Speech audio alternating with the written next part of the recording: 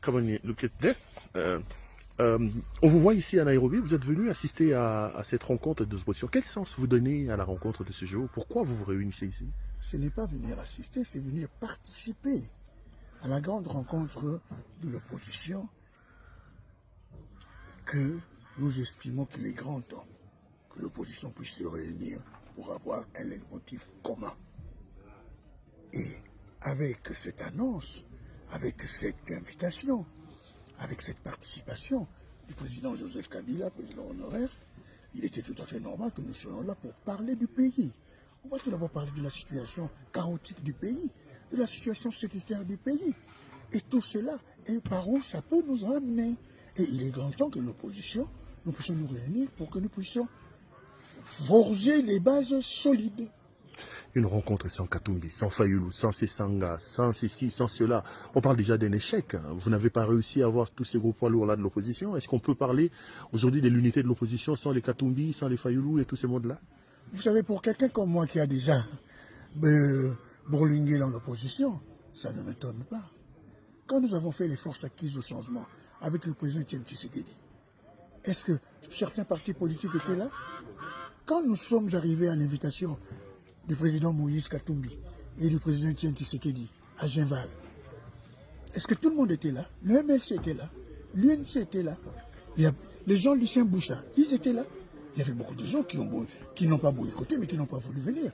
Mais en ce qui concerne d'autres, peut-être qu'ils avaient déjà leur agenda calé. Mais pour certains aussi, ils ont des problèmes de passeport. Tel que Jean-Marc Kabound, on n'a pas renouvelé son passeport. Il y a d'autres qui devaient venir, mais malheureusement, ils ont des problèmes de passeport. Donc à partir de ce moment, non, l'essentiel est que la porte est ouverte. Donc ceux qui parlent de l'échec, qui parlent des morts nés à cause de ces absences-là, par rapport à ces absences-là, ils ont tort. Non. L'opposition a toujours été multiforme. Je l'ai déjà dit. Quand le président Fayulu est allé voir M. Tshilombo, il était avec la Mouka, non? Un vol de Gélis Sessam était là.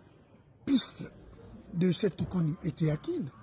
Ensemble de Moïse Katumbi était à Kin. Est-ce qu'il les a associés? Il est parti seul. Donc à partir de cet instant-là, nous, ce n'est pas quelque chose de figé où la porte est fermée hermétiquement. La porte doit rester ouverte à toute personne.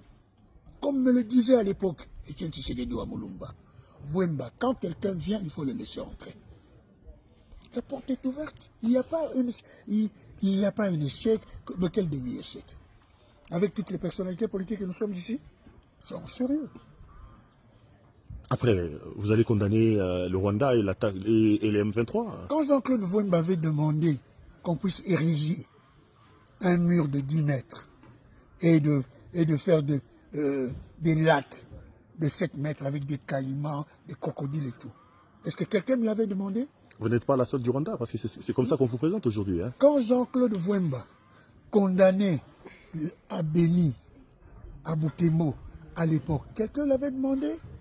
Quand Jean-Claude Vouemba sortait un tweet il n'y a pas longtemps, il ne faudrait pas, comme disait le général de Gaulle, que quelqu'un puisse vous dire ou, criez-en. Mais parlons de M. Tshilombo. Il a dit qu'il ne négociera avec personne, à moins qu'on vienne le dégommer ou le tuer. Ce sont ses propos de Bruxelles, il y a à peine 5 jours. Mais aujourd'hui, ils sont à Doha avec qui? Aujourd'hui, ils sont à Doha avec l'M23, non? Il ne faudrait pas commencer à venir mentir le peuple congolais ainsi. Nous tous, nous voulons la paix. Je vous ai toujours dit, je suis le dernier fils politique que le maréchal Mobutu formé. Je suis quelqu'un qui n'acceptera jamais la balkanisation du pays. Ça, il faudrait que les gens le sachent. Là où nous sommes, je ne vois personne qui souhaite la balkanisation du pays. Surtout pas moi, Jean-Claude Vouemba.